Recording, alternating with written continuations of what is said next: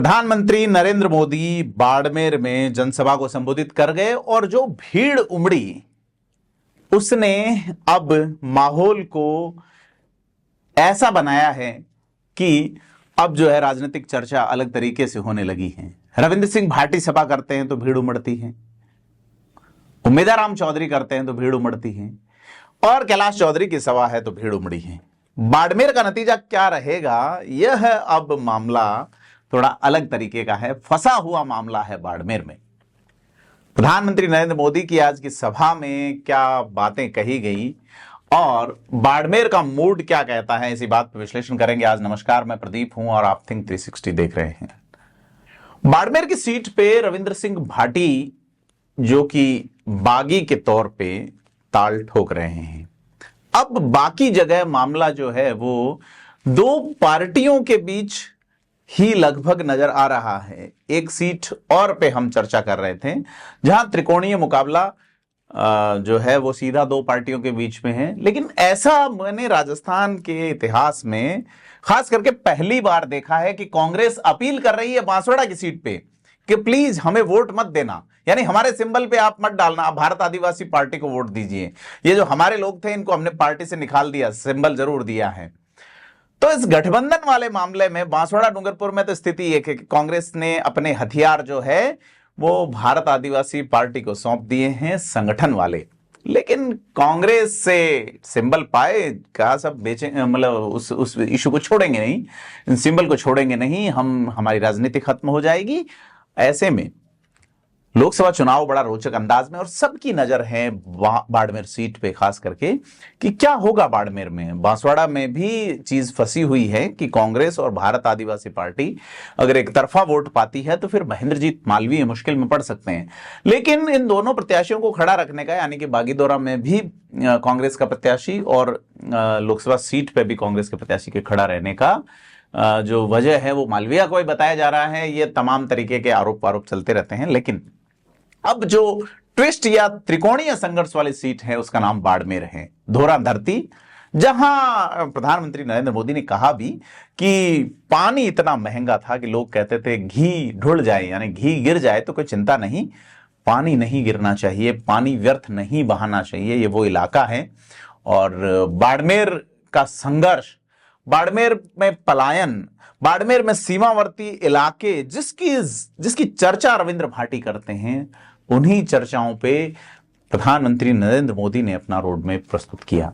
यहां एक और नेता की घर वापसी, मानवेंद्र सिंह जसोल की, जो कि बाड़मेर की सीट पे 1999 में पहला चुनाव लड़े, आर्मी की नौकरी छोड़ने के बाद 32,000 वोट से वो चुनाव हारे थे। 2004 में बाड़मेर जैसलमेर के सांसद बने थे मानवेंद्र सिंह जसोल युवा अवस्था में। 2009 में वो हरीश चौधरी से हारे। 2014 में उनके पिता जसवंत सिंह जसोल चुनाव लड़े। 2019 में मानवेंद्र सिंह जसोल कांग्रेस के टिकट पे सांसद का चुनाव लड़े, हारे। इससे पहले विधायक का भी 2013 में जब लड़े, शिव से विधायक बने। 18 में उन्होंने झालरापाटन से विधायक का चुनाव लड़ा, हारे। इस बार उन्हें जैसलमेर में तैयारी करवाई गई, फिर सिवाना में टिकट दिया गया, चुनाव लड़े, हारे। और पिछली अशोक गहलोत सरकार में वो सैनिक कल्याण मामलों के बोर्ड के अध्यक्ष रहे हैं। उनकी घर वापसी हुई है। उनका जो हरिरस की जो उन्होंने पंक्ति कही कि अब तारणहार के हाथ में चीज है, उन्होंने बड़ी आध्यात्मिक बात कही है। कलयुग केवल नाम आधारा, सुमिर सुमिर जन उतरत पारा, मानस की जो पंक्ति है। उसी तरह से राम नाम का आसरा, भाजपा राम के नाम पे और धर्म के नाम पे बात कर रही हैं।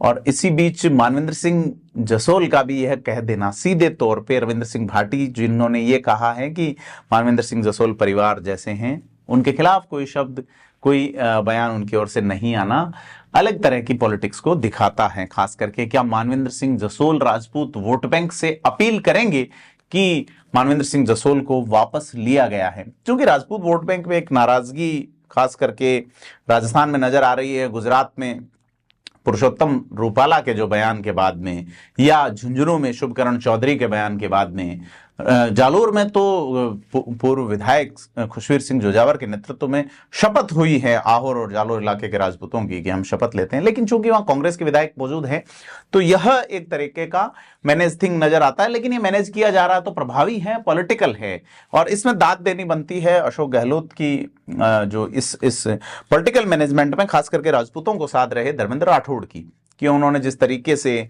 बसपा के प्रत्याशी को कांग्रेस के पक्ष में सरेंडर करवाया, जिस तरीके से यह कैंपेन शुरू किया है कि राजपूत जो है वो शपथ लेता है, तो यह चीज जो है मुश्किल में डालेगी बीजेपी को। तो बाड़मेर में इसका जो असर है कि क्या ऐसा कैंपेन बाड़मेर में कांग्रेस चला सकती है या क्या रहेगा, क्योंकि प्रधानमंत्री नरेंद्र मोदी ने आज कश्मीर और राजस्थान के एक समन्वय की तुलना करते हुए जो एक तथ्य की त्रुटि की वो ये थी कि उनका ये कहना कि बाबा रामदेव का जन्म कश्मीर में हुआ था। वो चूंकि उसी कश्मीर की बात कर रहे थे, लेकिन बाबा रामदेव का जन्म जहां हुआ उस गांव का नाम काश्मीर, उंडू काश्मीर गांव है। तो ये अब सोशल मीडिया पे मामला ट्रोल है। खैर, बाड़मेर वाले इस सभा में प्रधानमंत्री नरेंद्र मोदी के कुछ डायलॉग्स जो है वो ऐसे रहे कि जो बात रविंद्र सिंह भाटी कह रहे हैं उसको लेके किस तरीके से बिना रविंद्र सिंह भाटी का नाम लिए, बिना उन पे अटैकिंग हुए किस तरीके से अपनी बात पहुंचाई जाए। तो प्रधानमंत्री ने इसमें एक सफल प्रयास किया है कि बॉर्डर का जो एरिया है, जो राजस्थान की 60% के आसपास सीमा यह लोकसभा क्षेत्र शेयर करता है। जैसा मैं पहले कह चुका कि बाड़मेर जैसलमेर एक ऐसा लोकसभा क्षेत्र है जिसकी डेमोग्राफी देखें तो अलग अलग हैं, जिसका क्षेत्रफल देखें तो 71,000 वर्ग किलोमीटर से भी ज्यादा है, दुनिया के 133 देशों से ज्यादा है। बाड़मेर जैसलमेर श्रीलंका से बड़ा है, पड़ोसी हमारे देशों कई देशों से बड़ा है, भूटान से बड़ा है। तो उसका बाड़मेर जैसलमेर का सांसद, जिसके यहाँ पे बहुत प्रॉस्पेरियस जो है वो माइनिंग है, कोल माइनिंग है, सोलर एनर्जी है, पेट्रोलियम है, गैस है, ये तमाम चीजों का भंडार है, लिग्नाइट है, और भी कई तरह के मिनरल्स की माइनिंग यहां होती है, खेती भी है यहाँ पे, पवन ऊर्जा का स्रोत भी है। तो एनर्जी सोर्स ऑफ इंडिया अगर देखा जाए तो ये थार का रेगिस्तान है। यहां पे रविंद्र सिंह भाटी कोशिश कर रहे हैं, यहाँ पे उम्मेदवार बेनीवाल कोशिश कर रहे हैं, और कोशिश कर रहे हैं कैलाश चौधरी जो कि फिलहाल कृषि राज्य मंत्री थे मोदी 2.0 सरकार में। कैलाश चौधरी आज निश्चिंत होकर थोड़ा सा पुस्त टिका के बैठ सकते हैं कि माहौल प्रधानमंत्री के आने से निश्चित तौर पे बदला है। लेकिन थार में आंधियां अक्सर रुख बदल लिया करती हैं। किस तरीके से जो ये खास करके वैशाख वाला मामला चलता है जिसमें वर्तुल उठते हैं, वर्तुल का मतलब अगर आप शब्द सर्च करेंगे तो उसको अगर आप मारवाड़ी में सुनेंगे तो बतूड़िया कहते हैं उसको, जो एक हवा का मामला होता है और कई सारी चीजों को वो ऊपर आकाश में उठा देता है। मतलब पॉलीथीन की थैलियां जो होती हैं वो बिल्कुल आकाश में ऊंची चढ़ जाती हैं।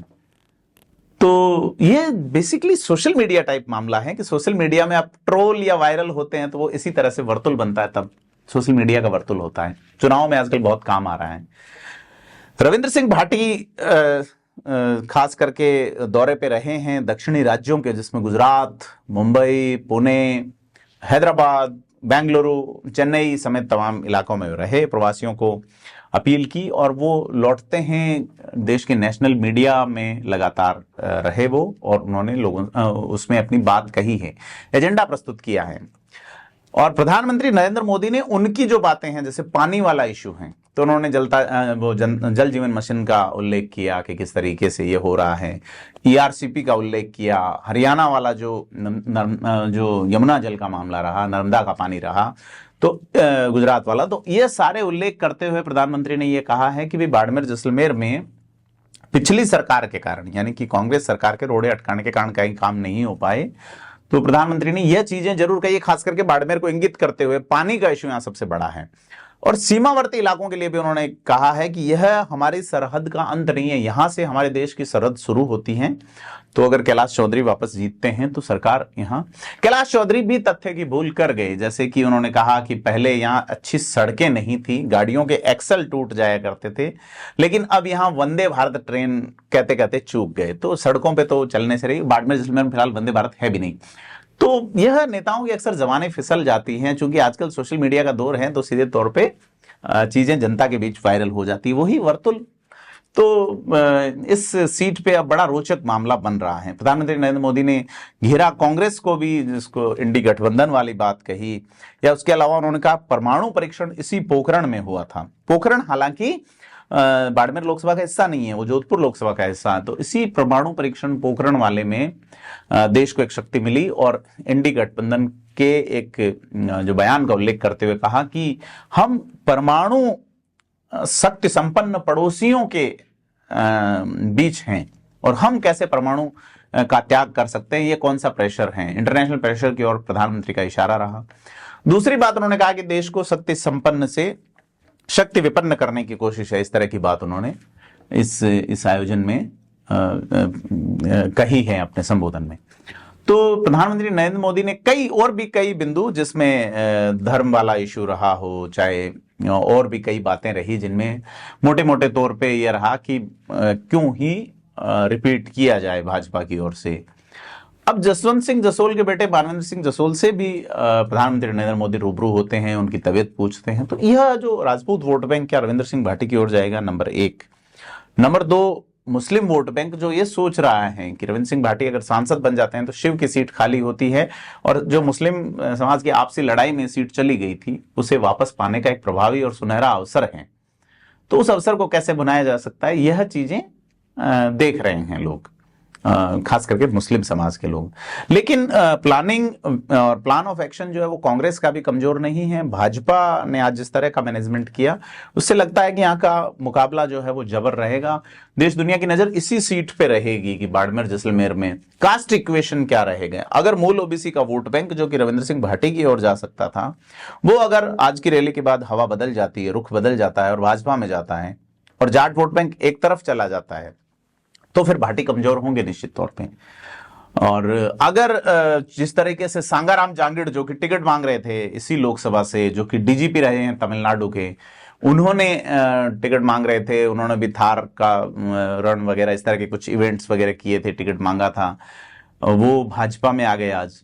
पूर्व आईएएस रहे ललित के पंवार जो कि बालोतरा जिले के रहने वाले हैं, नए बने जिले में, इसी लोकसभा क्षेत्र के हैं, वो भी भाजपा में आ गए। तो इन सब का आना जो है, इन सब का एक तरह से कैलाश चौधरी को समर्थन देना, जिसमें बड़े नाम हैं, मानवेंद्र सिंह जसोल हैं, सांगाराम जांगिड़ है, ललित के पंवार हैं, इन लोगों का आना अब एक भाजपा के एक प्रभावी प्रबंधन को वहां दिखाता है। 2014 जैसा चुनाव होगा, क्योंकि 14 में भी पूरी सरकारी मशीनरी बाड़मेर पे फोकस थी। अब ऐसे में क्या भाजपा बाकी सीटों पे भी अगर अपन नजर डालें, तो जिस तरह से किरोड़ी मीणा अब एक्टिव हुए हैं दौसा में, और उन्होंने कहा कि अगर महुआ से पार्टी हारती है तो वो मंत्री पद छोड़ देंगे। उन्होंने लोगों को आह्वान दिया, सौगंध दिलाई। सौगंध वाला मामला चल रहा है, जालोर में लोग भाजपा के खिलाफ सौगंध दिला रहे हैं, इधर भाजपा के पक्ष में दिलाई जा रही है। तो कुल मिला के बड़ा मोटा लब्बलो अब यही है कि मारवाड़ में जो चीजें हैं वो अलग तरीके से चल रही है, और बाड़मेर जैसलमेर सीट जो है वो बहुत ही फंसने वाली है। यहाँ चुनाव बड़ा रोचक होगा, और इस रोचक चुनाव को हम आपसे अपडेट करते रहेंगे, रूबरू करवाते रहेंगे, आपसे साझा करते रहेंगे। आपसे अपील है कि थिंक 360 को सब्सक्राइब करें, ताकि हम लगातार अपडेट्स आपको रख सकें। धन्यवाद।